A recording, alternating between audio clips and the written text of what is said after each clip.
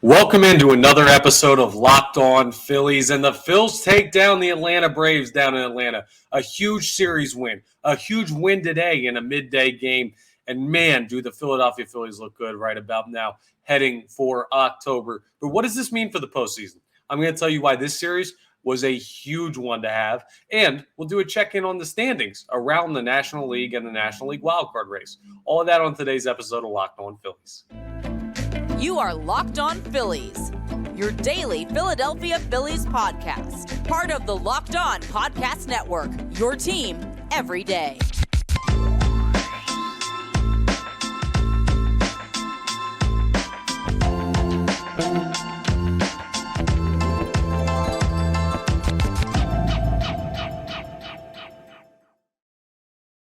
You guys have no idea. First of all, welcome into Locked On Phillies. I'm Connor Thomas, your host. Thank you so much for checking us out. Appreciate it. Please make sure you're rating, reviewing, subscribing to the YouTube, all that good stuff. What a life-changing move I made yesterday. If you didn't see the video on my Twitter account or on Locked On Phillies Twitter account, so I went out yesterday and I purchased a brand new laptop because the one that I used to use, let me see if I have it here. Yeah. The one that I used to use is this one, this sucker right here. It's a MacBook Pro from 2011, probably. I got it my senior year of high school. And I got it to go into college because I needed a laptop to go away to school. And I've never upgraded. And that thing was running slow as dirt. It would take me about an hour and a half to even edit these episodes. It should take about 10 minutes. So just web pages taking 20 minutes to load, things like that.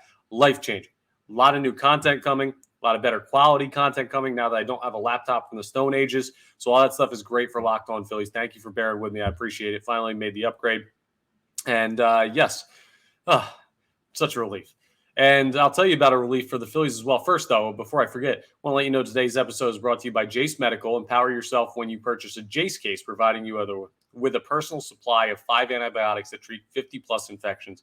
Get yours today at jasemedical.com. That's JASE medical.com. But yeah, just, oh my goodness, it's unbelievable how much easier it is to use a laptop from this decade. And thank goodness. So, yeah, for all those folks that were like complaining about the audio quality, the video quality, the audio and video quality, some episodes, it's hard to go ahead and get out and spend as much money as you need to go ahead and get a new like quality laptop. Finally got to a point where I could do that. So very, very happy to be able to do that to help the production quality here on Locked On Phillies. Now let's jump into what just happened. This is not Locked On Laptops, okay? This ain't the Geek Squad podcast. No, this is about the Phillies and what they just did down in Atlanta against the Braves. The Phils win today over the Atlanta Braves. It was an extra innings win. It was a one-run win, a 6-5 victory, and so many different talking points on this game. Okay, let's start with this.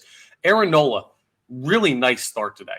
Down there in Atlanta, he got into a point in the fourth inning. The fourth inning is kind of his tough inning where he runs into trouble and he can't really get out of it. Well, he battled through it today. It wasn't his best, but I mean, the final line for Nola is good enough to win you playoff games, and that's all that matters about. He goes on the road in Atlanta, and he could throw 6 innings of 6-hit ball. 2 runs, both earned, no walks, 8 strikeouts. Just an awesome performance by Aaron Nola. If you can get that Aaron Nola in the postseason, the Phillies are going to be a really, really tough out, especially considering Zach Wheeler had the Phillies and himself a nice outing earlier on in the week. So that's really good to see.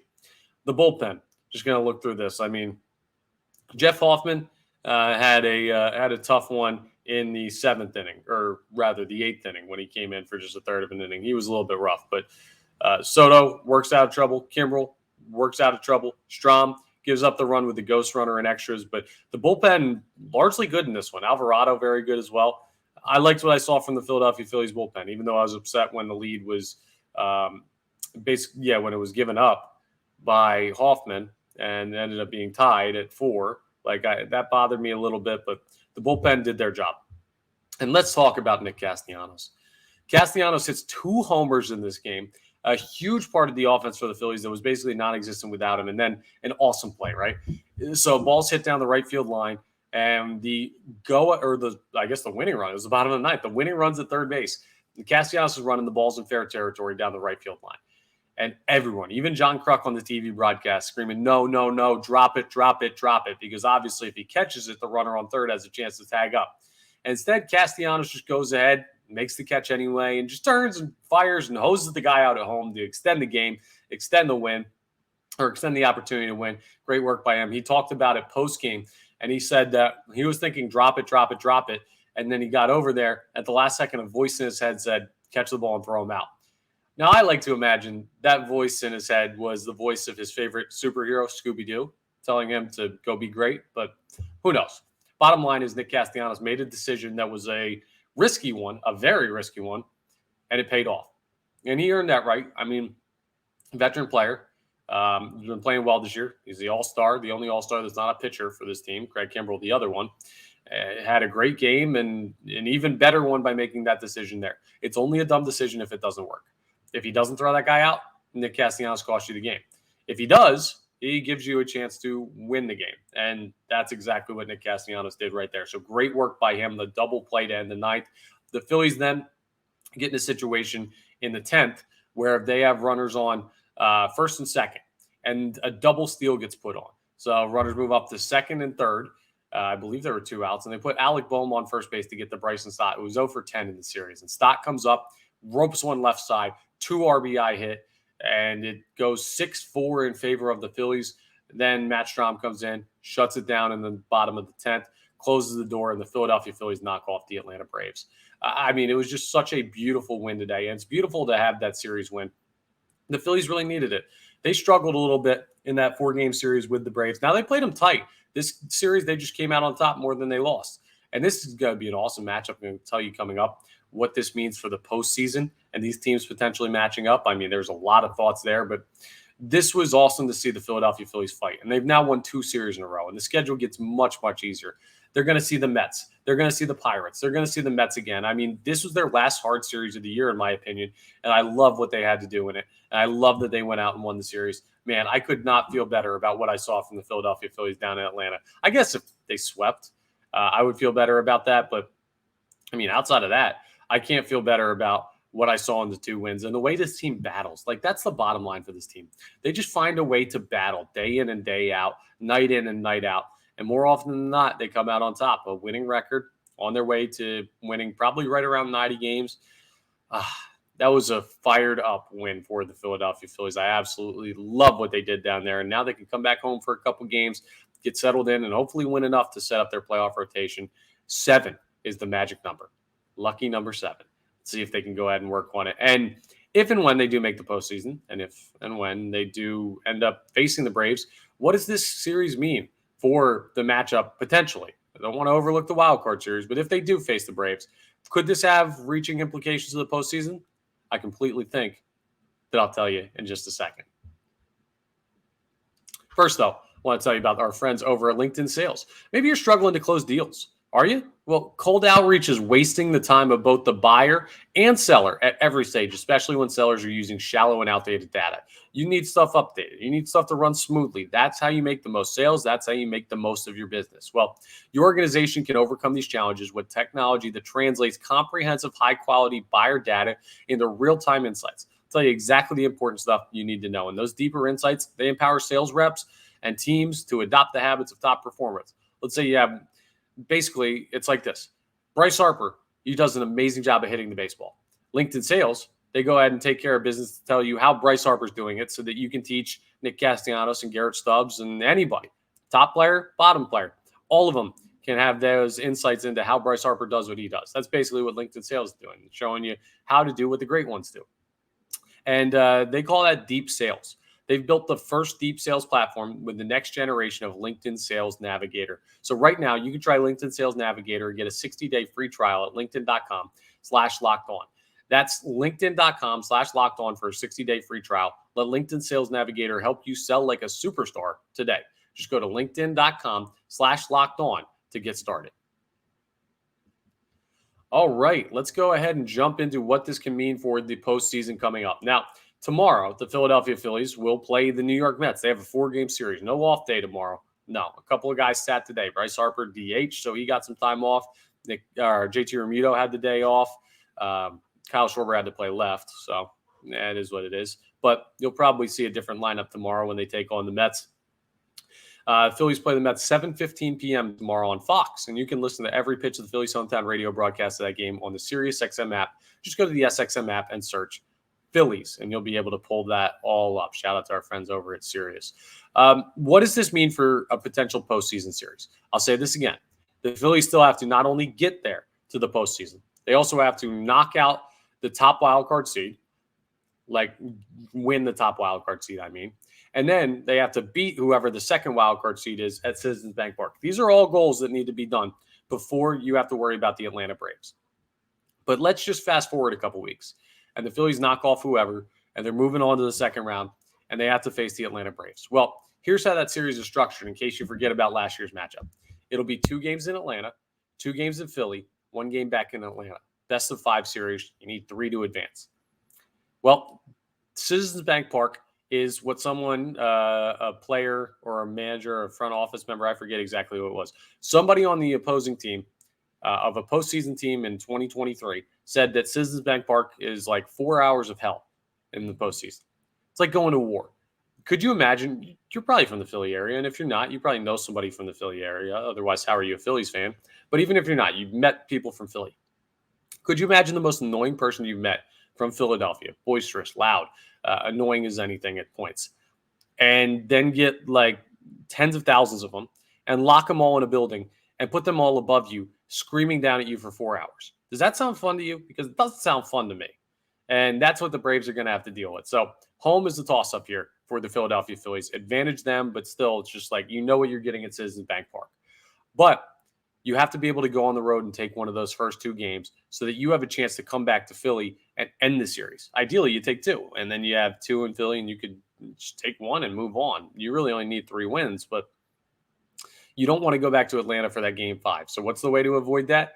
Well, you got to win one of those first 2. And what the Phillies just did in this series by winning 2 of 3 in Atlanta against the Braves starters, there's this misnomer that I've been hearing that the Braves are resting people. They're still trying to lock down the top seed in the National League. They've still got stuff to play for. They got records they're trying to set. They got a bunch of things that they're trying to work on. They know last year that they got cold. They sat around too long. They became too complacent. They ended up getting knocked out real quick in 4 darn games against the Philadelphia Phillies, who were the final wild card team last year. This year, they don't want that to happen. So they're playing it out.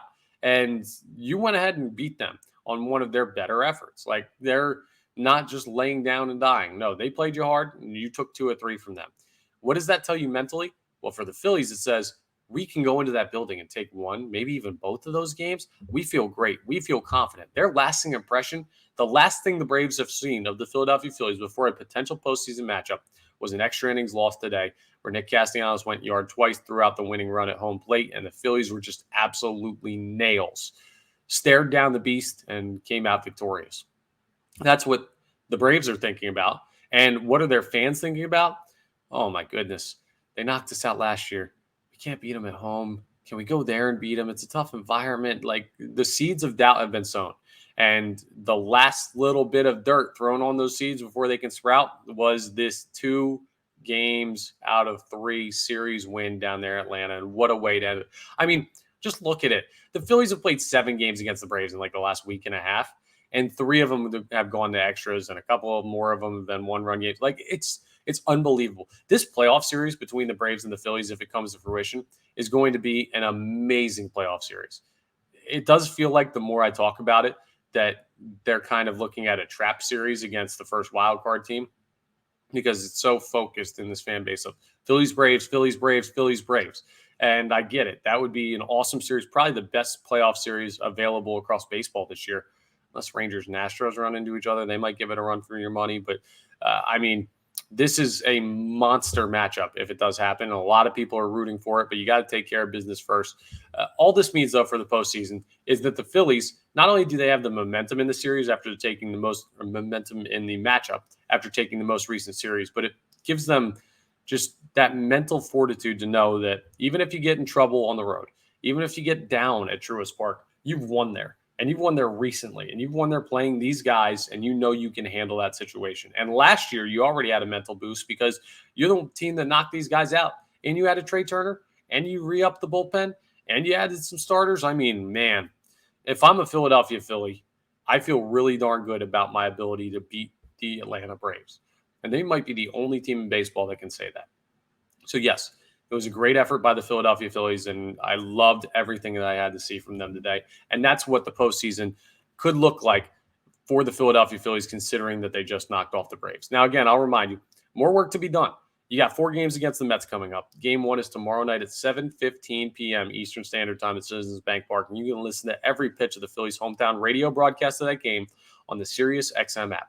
Just go to the SXM app and search Phillies, and you'll be able to pull that up there. We're going to do a deeper dive into that series and a preview of that game on tomorrow's episode. I'm recording this Wednesday evening, so there'll be another one that we'll get to Thursday to get that all squared away. But yeah, I mean, just what a great job by the Philadelphia Phillies. And coming up, we're going to take a look in at the National League standings and wildcard standings and let you know where everything shakes out as we wrap up today's episode of our favorite podcast on the Phillies, right? At least mine, Locked On Phillies. All right, let me tell you about my friends over at Jase Medical. They're the title sponsor for this episode. And just a little bit about them. Their biggest thing is the Jase case, right? You heard me talk about it in the open, but in case you don't know what it is, it's a case that provides 5 life-saving antibiotics for emergency use. So all it takes is to get a Jase case is fill out a simple online form. And in some cases, you just jump on a quick call with one of their board-certified physicians. You can get ongoing care from their physicians on any treatment-related questions. It's doctor-created. It's doctor recommended. You don't want to be caught unprepared, right? You want to have everything you need in case a medical emergency pops up. You never plan on them, but sometimes they do. You got to be prepared. The Jase case is a great way to do it. And plus, here's what you can do, right? You can save more than $360 by getting these life-saving antibiotics in the Jase case with Jase Medical. Plus, you can get an additional $20 off by using code LOCKEDON at checkout on jasemedical.com. That's Jase, Jase, medical.com. Promo code Locked On. It's almost hard to even hit these transitions with the new laptop. Before I used to click it and it'd take like a minute or two before it would register and I'd have to try and time it up. Now it's just like bang, flipping side to side. It's like I'm actually running a darn podcast here. Wonderful stuff. Back here on Locked On Phillies. And we've got a standings check-in to do. Again, I'm going to remind you one more time. Phillies Mets, 7:15 p.m. Eastern Standard Time at Citizens Bank Park tomorrow. Check out our friends over at Sirius XM. You just go on the SXM app, search Phillies, and you'll be able to pull up every pitch of the Phillies' hometown radio broadcast of that game on the Sirius XM app. So go ahead and check it out. Now, looking at the league standings, we're going to start with the overview. We haven't done this in a minute because the Braves have already wrapped up the NL East. The Phillies have no way to worry about that. They're focused on the wild card. But just to give you an idea of where other teams are at, Atlanta's the top team in the National League. The Dodgers are only 3 games back on them. There's some time remaining for that to flip if Atlanta gets really cold, and they just got swept by the Marlins. They just lost 2 or 3 to the Phillies. They're kind of sliding right now. Not a great place to be heading into the postseason. They might be able to bounce back, but something interesting to keep an eye on there. Then the Brewers are 11.5 games back of Atlanta. They're way back of the Dodgers. The Brewers are just kind of in that middle zone. Let's flip over to the wild card because the next couple teams are the wild card teams. The Phillies are now 3 games up on the Arizona Diamondbacks when it comes to the NL wild card race. Their magic number is 7. It's 8 for that the top wild card seed. It's 7 for the Phillies for the postseason berth. And then the Cubs are a half game back of the Arizona Diamondbacks. The Marlins, a half game back of the Cubs for the final spot in the playoffs. The Reds, game and a half back of the Marlins, the Reds are a game and a half back of the Cubs. The Giants, 3 games back of the Cubs. The Padres, not mathematically eliminated yet, 5.5 games back of the Cubs. I mean, the Padres are probably dead, and so are the Giants, but the Reds could make a run. The Marlins could make a run. The Cubs could fall out. The Diamondbacks could collapse. The Phillies are sitting pretty 3 games up. Between, what are we looking at here? Yeah, between the Philadelphia Phillies and going all the way down to the San Francisco Giants, the biggest margin in between consecutive teams is the Phillies up 3 games on the Diamondbacks. The difference between the Diamondbacks and the Cubs, the next team down, half game. Cubs and Marlins, next game, team down, half game. Marlins and Reds, next team down, 1 game. Giants and Reds, next team down, game and a half. 3 games for the Philadelphia Phillies. They have slightly separated themselves. They're sitting really pretty when it comes to making the postseason. And with 83 wins, they're looking at the top wildcard seed. They just got to take care of business against the Mets. Realistically, you win 3 of 4 against the Mets here at home. and you win 2 of 3 against the Pirates, that's going to give you 5 more wins and only 2 losses.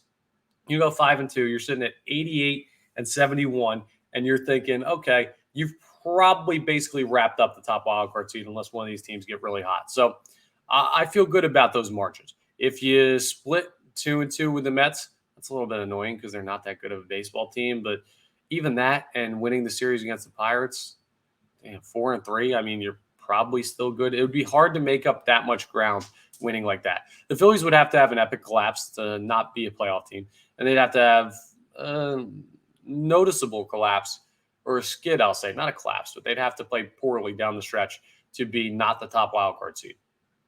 I feel good about it. I feel really good about where they are in the standings. I feel good about a home series at Citizens Bank Park. I feel good about the teams they could match up with.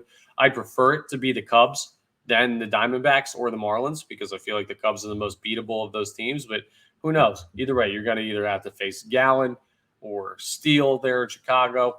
Alcantara, if they throw him in Miami, who was, a Cy Young winner last year, hasn't been good this year, but who knows who you see. Like, those are dangerous teams too. You got to take care of business. It's not going to be a walk in the park, but a home series against those teams, I feel good about the Philadelphia Phillies taking care of business. So that's where they stand. A great win, a great day for Locked On Phillies, both on the field and with me getting my new laptop, all that good stuff.